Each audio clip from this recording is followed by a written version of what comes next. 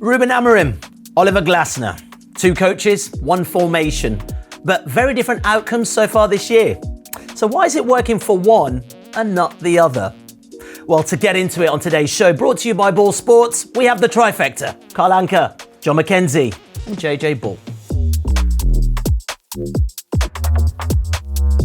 Carl, look, there's been lots of comparisons between both managers. On paper, at least, some say they're quite similar. Is this true? Sort of. I mean, the first thing is football's played on grass. There's been a lot of, I think one of the more common misconceptions here is the idea that a manager's system is the same as the formation they play. But just because Oliver Glasner and Ruben Amorim use the same 3-4-3 or the same 3-4-2-1, that doesn't mean the intention between the two is the same. And it also means doesn't mean necessarily the execution is the same thing. One quote that I'm going to say really early out the gate, and I want you to constantly remember, listener, is a great line from a very wise man from a very good computer game, which is, it's the nature of a thing that matters, not its form. I like that. I wasn't expecting it either. Let's look at how those systems differ then. What are the fundamental principles of Oliver Glasner's system? Well, I like the fact that Carl used the word intention, because I think that's where we can start seeing the differences between these two coaches. So I think that we can see the difference between Glasner and Amorim just on a basic metric like possession. So this is the table in front of you here is just the Premier League organised by possession numbers this season so far. And as you can see, we've got Manchester United 53% possession, so midway up the table. They have more possession than their opponents, whereas when we look at Crystal Palace, they're third from bottom with around 40% possession in games, which means already a massive difference between these two coaches, because in general, Manchester United are having more possession than their opponents, whereas Glasner clearly happy to have much less possession than his opponents. And this poses a few questions, I think, because if you're going to play in that kind of way, what you're saying is we're going to be happy to defend well enough without the ball, but we're also going to use these out of the ball phases to generate chances as well. And the big question is, how do you do that? Because there's a problem here, because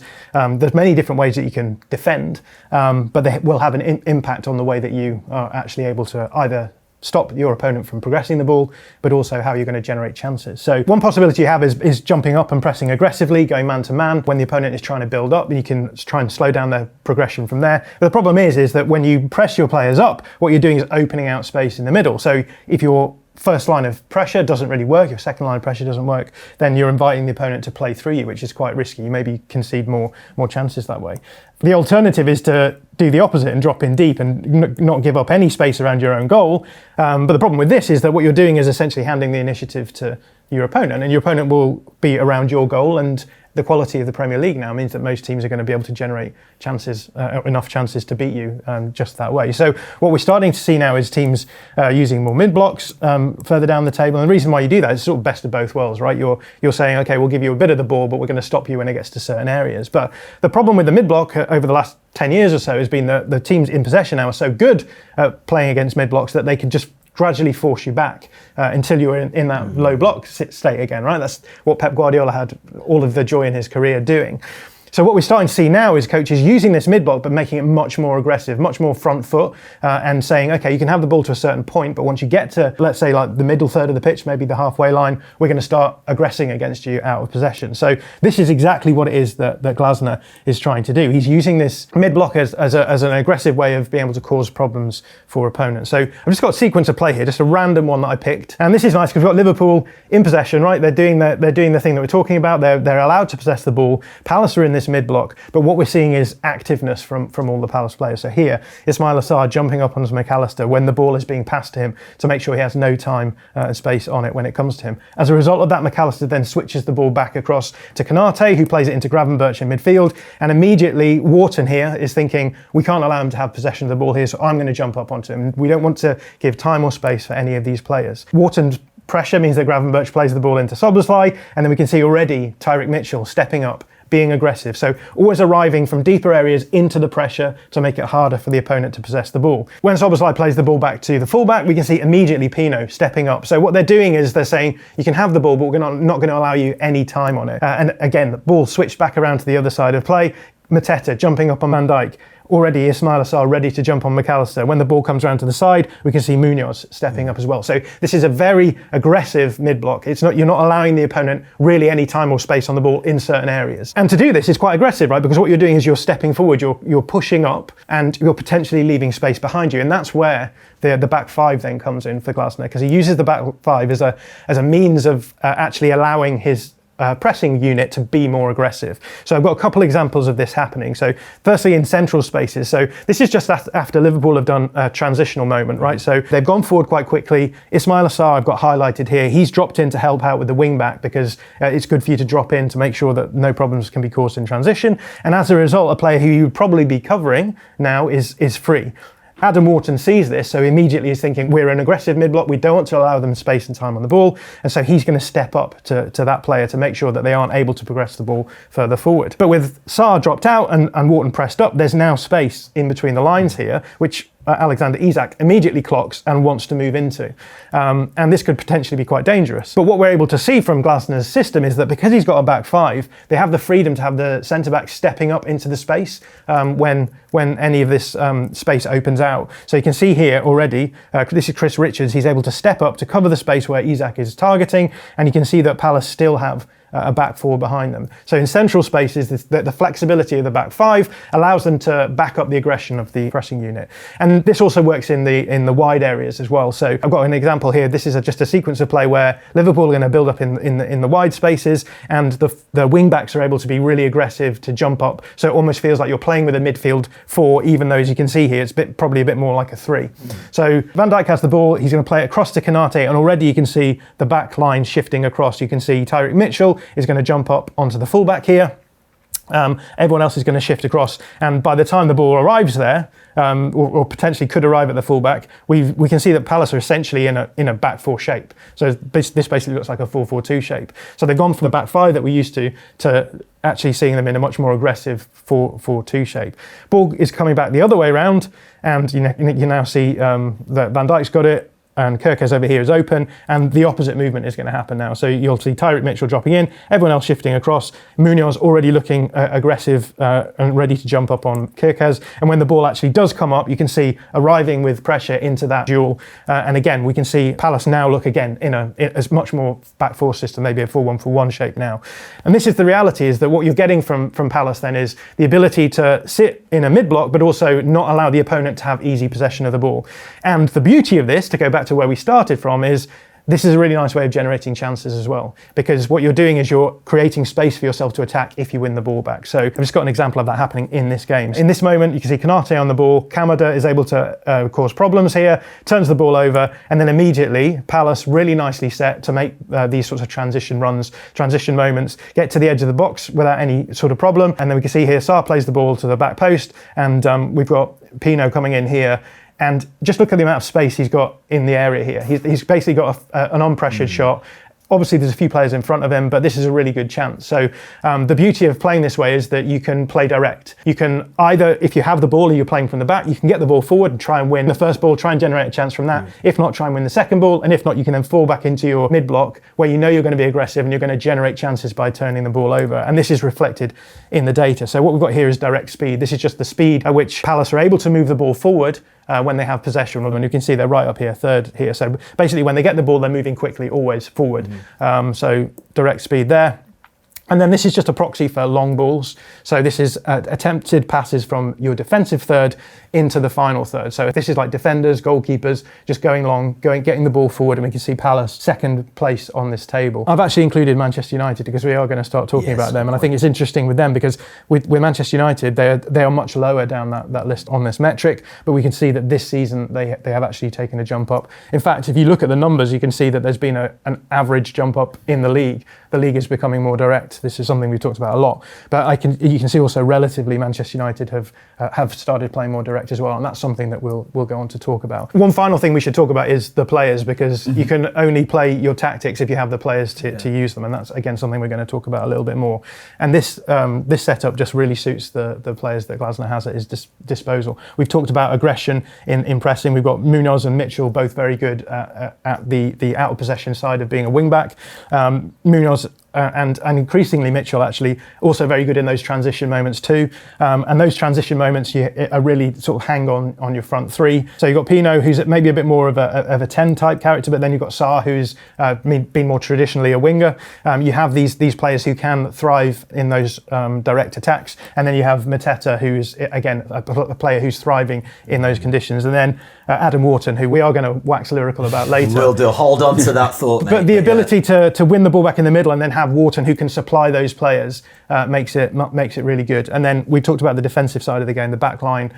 Absolutely perfectly drilled in what they need to do, but all of these players really good at being able to support that pressing unit and being more aggressive as well. So this is a sort of a really nice overlap of tactical approach, but players who suit the tactics. Yeah, I'd love to talk about the players a little later on, Carl, but I mean, Palace could be a bit of a bogey team for some of the bigger teams this season, surely. When you saw what they did against Liverpool. I mean, we've already seen it throughout that sort of winning run, the victory over Manchester City in the FA Cup final, victory in the Community Shield, victory over Liverpool. They are a team that are, they set very good traps in midfield. They break on you very, very quickly. I really like your description about how they wait that mid-block until it waits till certain areas. You know, if you're a basketball fan, it's basically a half-court press, yeah. what they're doing there.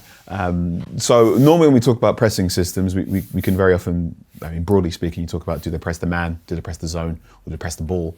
And it seems as if this Crystal Palace team is getting very good at pressing in certain zones as well, but I'm sure Glasner has the intelligence to go, you don't let Ryan Gravenberch turn, you don't let McAllister switch as well. So it's fluid. This is a 3-4-3 as good as you'll see it in the Premier League at this current point in time. They're very good in terms of going from chameleon shapes in defence. So like you said before, sometimes it's a back five, sometimes it's a back four as well. So this works.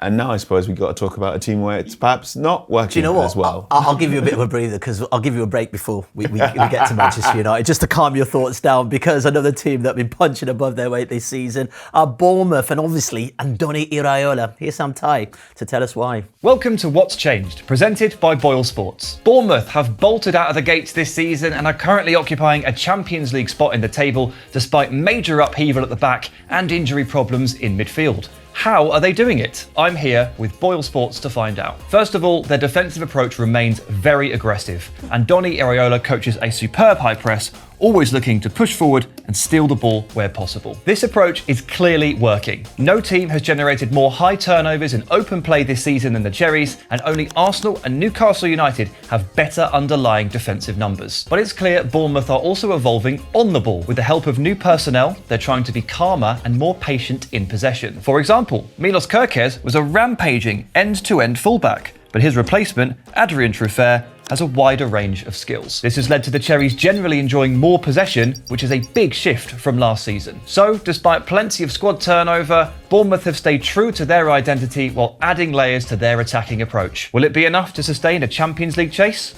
Only time will tell. Okay, JJ, we've spoken about Glasner's 3-4-3. It's time for Manchester United. What are they doing differently? Well, as John's already pointed out, they have more of the ball, so the possession stats are much higher. What's interesting is they're even keeping more of the ball against teams like Arsenal and Man City. I don't remember them doing that against Man City much. Carl? Yeah. It definitely feels as if Amorim's team are more so than Crystal Palace attempting to get the opposition to come onto them a little bit more. So it's not baiting the press in the same way that the Zerbi's Brighton did, but there's definitely more short passing going on between the back three. One distinction that's also quite clear between Amorim's United and Glasner's Palace is this middle centre-back very often takes the ball and sort of inverts into midfield there as well. So there's slower build-up round their own penalty area. Some of that is by design. Some of that is, I suspect, by accident from opposition teams going, you know what? We don't think some of your players are that good breaking us down. So funny you should say that, Carl. So this is United playing against Man City, and I think, so the City always have all the ball, right? So it's interesting that they have less of it in this game. Because if you can invite United up, they're pretty useless in midfield. So the midfield is a big problem for me in Man United generally. But you've got Ugarte and Manu are the midfielders here. Fernandes has popped up top here. So here's Ugarte on the ball, and these are the three centre-backs pushed up very high, which is what you want. You want to squeeze it when you're trying to keep the ball here. Now the problem United have is that when they have settled possession in the opposition third, they don't create much, and they normally shoot from outside the box. A stat to come on that, here's the ball from Ugarte, underweighted. I don't think that's a phrase, but it bubbles. It's a bobbly pass. Yeah, it's a poor pass. and the angle's not right. Shaw takes a touch inside, which is poor, and then Bernardo Silva jumps on it, wins the ball, and it just goes slightly past Ugarte. The point here is that United are never very safe ever when they have settled possession, whereas I think Palace kind of are. So like Palace can play the way they do, knowing that when they lose the ball, they're going to be able to win it back, whereas United aren't. When this ball goes loose, Maguire tries to step in, accidentally passes it straight back to Bernardo Silva, who puts in Haaland over the top. So they're straight through, and Haaland runs through and goal, and that's them 3-0 up now. This is United playing against Brentford. They had more possession than Brentford in this game as well, because Brentford, you just drag them on, you create the space, you can attack. Same way Crystal Palace creates space with the way they defend. They can create space to attack. They're very good at attacking it. Here is Diogo Dalot, who's come inside as the right wing back, attacking, plays the ball, another poor pass into Cunha. He loses it. I think it's a foul, Carl? No, me either. Loses the ball, Jordan Henderson gets it, and as you've probably seen before, he pings it over the top, and you've got a player running in behind. Because the back three of De Ligt and Maguire's not very fast, so you've got space. There is a crucial bit of miscommunication in the back three as the ball is played, and Maguire doesn't quite push up, and therefore his he tries to play the offside trap. And it doesn't work. Well, the way they conceded these goals are fast breaks, like long balls, and United actually want to create, I think, lots of shots from fast breaks. They've got lots of possession, but they also want to create these chances. But remember, they are Man United. They have to keep the ball. Like you should be the team on the front foot of your Man United. And when they have it, they do all right. So their progressive carries are 4th in the league. This is ranks. Progressive passes 5th. So they're getting the ball forward in a couple of different ways. They have the most shots. Just did a video that came out on the same channel that I did, looking at why those shots are not of really high value, lots and lots of chances. But as I've written down to myself as a note, the interesting thing is they've attempted the 4th most long passes. John alluded to this earlier. And they have the 3rd fewest, or the third most, In terms of touches in the defensive third, they rank 18 out of 20 teams. Yes, the point being they don't really keep the ball in the defensive thirds. Yes. So they have lots of the ball. It tends to be in midfield attacking thirds. That's what they have, a lot more than what Crystal Palace have. They just put Senna Lamans in at goal for the last game against Sunderland. You can see a lot of his passes are long. So I'm not sure whether it's because Amorim wants to get the ball away from the forward press because they're in danger of conceding whenever they try and play that way, or if it's just because you can play it long to someone like Sesko, and then you can potentially knock it on for someone like Mbeumo to be able to run in behind the goal.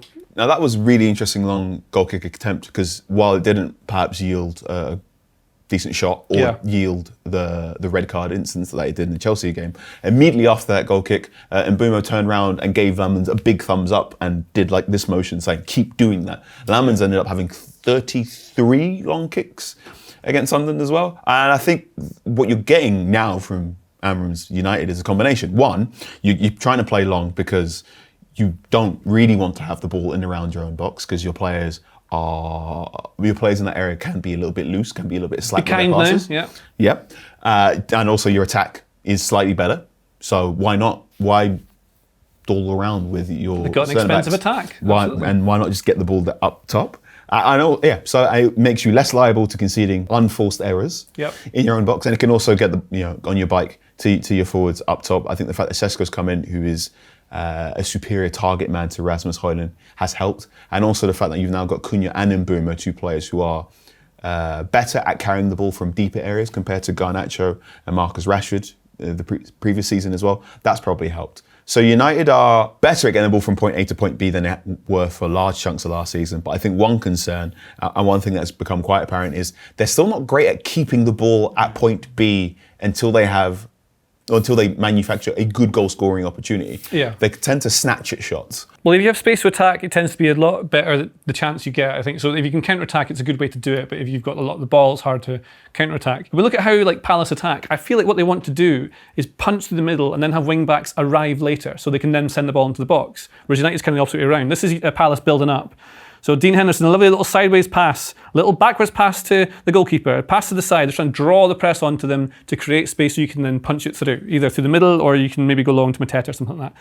This ball is fired forwards as you're trying to punch it through. I think it's Kamada, doesn't really receive the ball, it actually loses it, but gets lucky and is able to win it back. Then you've got Will Hughes, excellent midfielder, the kind of person who'd be great in the United's midfield, I would say. He drives forward with it, keeps going, fires it into Pino, and you see the pitch just opens up. So you drag them on, you've opened up space to be able to attack. And then once you get forward in the final third, then you can ping it out to the wing back who's just overlapped, like a really pacey overlap, because they have Munoz who can do that. And then Palace can generate a chance from this sort of way. Whereas United is kind of different. So here's them in a bit more settled possession. They're obviously starting a lot higher up here rather than what Palace were, which is in their own goal. So when they punch this ball into Mbeumo, he then turns and they start attacking in the wide areas. United tend to attack more in wide areas with the inside forwards or the wing backs. And then he moves this out to Ahmad, who takes the ball. And the time they get there, so they basically attack down the wing, and when they get to the central area, the other team's in position to be able to defend against it. So then Mbeumo just ends up shooting. And you see like a lot of United's shots, 25% of them are from like way out, like miles out, especially this 8% here, which is almost all Mbeumo shooting from this kind of position here, a lot in the 12 here. And we compare it to what Palace are generating, because they've got fewer here. It's actually quite a lot of teams shoot outside the box, didn't realise that. You're definitely bang on in that. One thing that sticks out a lot about Amorim United is they want to try and look for overloads and then knock the ball into wide channels as soon as possible to try and get the ball to either a wing back or one of the number 10s. And then maybe something we're seeing a little bit more of is the switch pass as well, in that if they funnel the ball down to the right hand side and they find that their avenue on the right hand side to the 10 is stuck, the idea then is can they quickly hit a switch to left hand side and see what's going on at the back post. This means their 10s and their wing backs are probably more important to ball progression and starting attacks compared to their midfielders, who are there mostly for wall passes and bounce passes. So one of the more constant, really, really early passes of play we see from United is a bounce pass. So Bayinde will hit the ball straight into the middle centre-back, and the middle centre-back will then do a one-touch pass to one of the wide centre-backs, and then that ball will then either get played inside if there's space, but if it's not, we'll just immediately go out to the wing-back. So it's a very, very quick Bayinde, middle centre-back, wide centre-back, wide. Whereas I think Palace, through Glasner, and possibly through the fact that they, in my opinion, have better central midfielders at receiving the ball with their back to goal, can get them involved in build-up play a little bit more. But for United, it's very much get the ball up and then get it wide much, much quicker than what Crystal Palace are doing. I think it's worth saying as well that Manchester United want to try and press high up the pitch as well. We talked about that right at the beginning. I think both in and out of possession, there's a tendency for Manchester United to get pulled apart front to back, and that leads to problems, right? If you go forward quickly, you're not going to have structures around you to be able to possess the ball very well. So going forward directly is often, you have to win your first ball, because if you don't, you're unlikely to win the second ball and the ball is going to come straight back.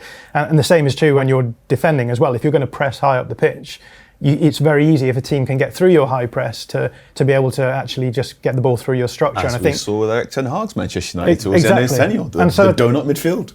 And I feel as though this is exactly where Manchester United have sort of ended up. The reason why Palace can play the way they do so successfully is that if they will sometimes, press higher up the pitch, but they're very clear and conscious of the fact that they're not going to overcommit forward, and if the opponent does make inroads, they can fall back into their mid block, and it's only once they arrive around the halfway line that they're going to start being aggressive with their out of possession shape. And then again, because they're sitting deeper and they're pulling the opponents forwards, and they have no qualms about losing the ball and going forward, it means that they're quite happy to attempt to build up. If it goes wrong, we'll go long and we'll get the benefit of that as well. See if Glasner was in charge of United and they had the same thing, do you feel like it would be it's individual players not knowing when to do or not being coached on what to do? Because Palace players know what to do and where to be and when, so it works.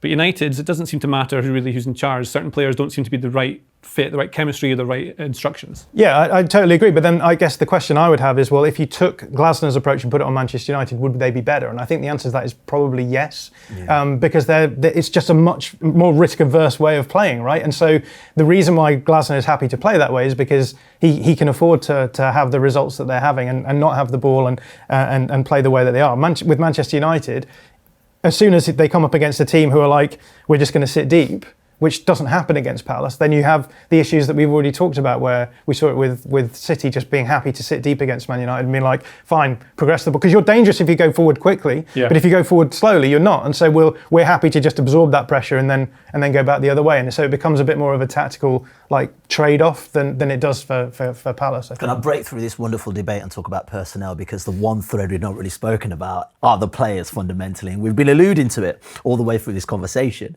So I want to play a little game, right? Manchester United have spent a lot of money this summer, some great attacking talent, but also Crystal Palace look the more efficient team. So fundamentally, who makes a hypothetical starting 11 with Manchester United and Crystal Palace? And John, I need straight answers, man. I don't want no Socrates coming out again. All right, so let's start with the keepers. Lemans or Henderson? Well, you know what they say, when life gives you lemons, you pick Dean Henderson. Because, it's just too early to go on lemons. And as we know, Henderson is an established Premier League goalkeeper, so, yeah. Okay, defence. Mark Gay stays because he's immense. I think Lenny Yoro will probably get in because he's fantastic. And I think you'd also probably... Do you think we put Maguire in, John, over Lacroix? Can you have De Ligt over Maguire? You want him, really? That's the one. De Ligt over Maguire. Amorim is picking Matthijs De Ligt over Maguire to start the season, which surprised me initially. But one thing that De Ligt... Harry... One thing that is becoming really interesting for United is De Ligt seems to be the best United centre-back at understanding when to jump and join the press, which if you're going to play this system where your centre-backs are going to have to move out their line and push forward, then De Ligt's going to go. That's a better offside try. Crystal Palace fan, would you have De Ligt or Lacroix? I'd have none of the United players. Oh, there we go. That's why I'm not on the show. That's not a bad, actually, centre-backs. Gay, De Ligt and Euro. What are we saying about the midfield, Carl? I want to put Bruno Fernandes in there, but the problem is... Bruno does Amorim. Bruno Fernandes is not a box-to-box midfielder, and He his doesn't get natural in. inclination to jump forward, it's actually causing 2 or 3 problems. So you know what? Let's be super brave Go on. and pick Palace's midfield duo. Right. So Hughes and Wharton. Yes. Let's do it. Okay. What about wing-backs? Wing-backs is tough, right? Because the two systems are so completely different. I think if you stick Dorgu and you stick Dalot or Diallo in the Palace system, I mean, maybe Diallo wouldn't work so well, but I think those two would look much better in that system. So it's sort of hard for me to say. But yeah, let's keep Munoz and then stick Dorgu in. Why not? Okay. And finally, that front three, what are we saying? Pick or take Mateta or Sesko, they're both really decent. I think you've got to put Mbumo in because he's fantastic. Sarr's been very good. But then you probably either put Fernandes there to get him in the team, but actually, I've been enjoying watching Mason Mount, so I'll put him in there. Oh, wow. See Mason Mount. Do we all agree, Mount? Mason Mount's a very good way to cheat any out of possession worries because he does the running of 1.5 people, and he's also exceptionally good at reading an opposition's build-up scheme and figuring out where to throw the spanner in the works. This is why so many coaches love Mason Mount. So yeah, Mount's there. And let's go Mateta over Šeško because Mateta's played more games. Yes, I think that's a fair shout. I'm thinking for the long term. I'd also like to put in, maybe actually take Mount in and put Cunha in because you've got a really reliable midfield and defence behind him and a team that's organised well under Glasner. So you can play someone like Cunha and get all the benefits out of him with none of the side effects. I'm with you on that one. I don't think Bruno Fernandes gets into this team. So Crystal Palace fans, 6-5 to you. Well done. So this is the thing, Carl. With the players at their disposal right now, what kind of football should Manchester United be playing? I think one thing that a number of post-Ferguson managers have run into when they're Manchester United manage is that they come in, they look at the squad, they go, okay, they look into which the squad's best players are, and then try and create a team that is best suited to their strengths, which for the last 5 years now has been, you come in, you see you've got Bruno Fernandes and you go, okay, I need to get Bruno Fernandes the ball as much as possible because he's a one-of-a-kind playmaker. And at the time, you had attacking players like Marcus Rashford or Anthony Martial. So the idea was play quick, counter-attacking football. But there was a point for, let's say, Ole Gunnar Solskjaer in his tenure where he had a bit of a problem breaking down low blocks. Then the idea was Solskjaer's record against the top 6 was good because they were playing counter-attacking football and that was good. But when you were up against, say, Brentford or Bournemouth and they were sat deep, how do you break those teams down? And then problems arose there. When United did try and expand things and did try and evolve and take on their attacking team a little bit more, Cristiano Ronaldo came in and unfortunately the floor fell out. So Ole Gunnar Solskjaer lost his job. Erik ten Hag came in, again, did a similar thing of build the team around Bruno Fernandes. Oh my goodness, I've got Marcus Rashford. And they played quick. They played counter-attacking football. And while they were slightly improved in settled possession in their first season, things quickly unravelled after the second season where Casemiro was unable to cover so much space in central midfield. Amorim's come in and gone, well, I don't necessarily want to give Bruno Fernandes the ball so much in the same way. I want to change the way this team is built up. So now you don't necessarily have that quick cutting counter-attacking edge, but also you don't necessarily have some of the benefits of playing a more stable, in theory, team. Manchester United right now are really interesting in that they play in a defensive manner, but they don't necessarily defend in a good fashion. Their out of possession style is nowhere near to the same level as Crystal Palace, and their central midfield again gets exposed in a way that Crystal Palace's midfield too doesn't get exposed. So, what sort of style of football should a Manchester United manager play? Winning football, I would suggest. How do you play winning football where you're playing a system that deprioritizes the strength of some of your best players, but also doesn't seem to cover up for their weaknesses?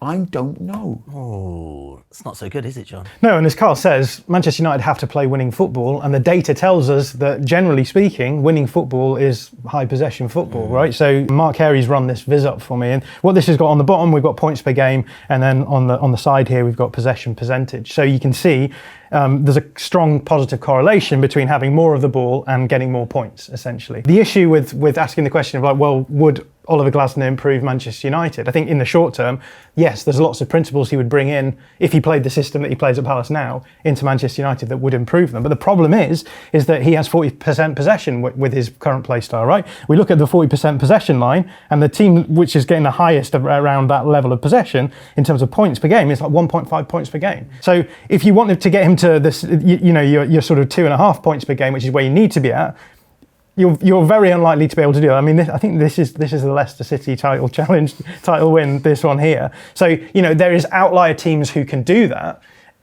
There's one outlier team that can do that. But Manchester United don't want to be, we might outlier win the league when everyone else drops off and like we get a lot of luck.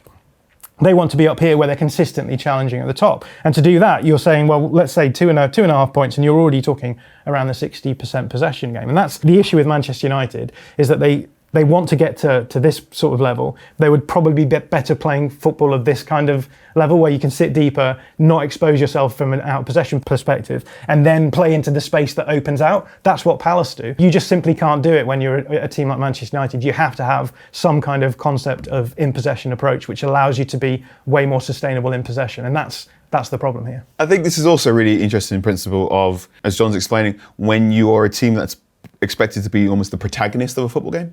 And that's a unique pressure that means, okay, if Oliver Glasner did arrive at Manchester United, it doesn't necessarily guarantee he'd be an instant success. There's a very, very good quote from Daniel Storey, the brilliant journalist who once described Roy Hodgson and said sometimes some managers are more comfortable driving the family sedan rather than a Formula One car.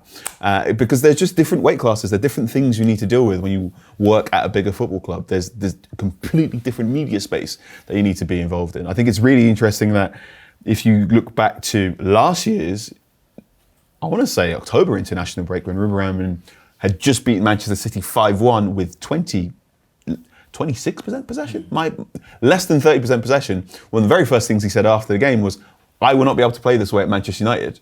Because he knew at some point, being a Manchester United manager, the impetus or the discussion becomes, okay, but when are you going to dominate games? When are you going to establish your will in a match from minute 1 to minute 90 instead of just counter-punching your way through? So it's a uniquely difficult task to be a Manchester United manager or head coach. And Amorim, at the moment, has the faith of his boss. And hopefully things are trending in the right direction. Okay, well, Sir Jim Ratcliffe says give him 3 years. That will take us to 2028. Project 2028, Manchester United. You might win the league. If you like this video, please consider subscribing to the channel. The Athletic is home to some of the world's best sports journalists, including David Ornstein, Amy Lawrence and James Horncastle. With the latest transfer news and insights on every Premier League story that matters, theathletic.com puts you inside football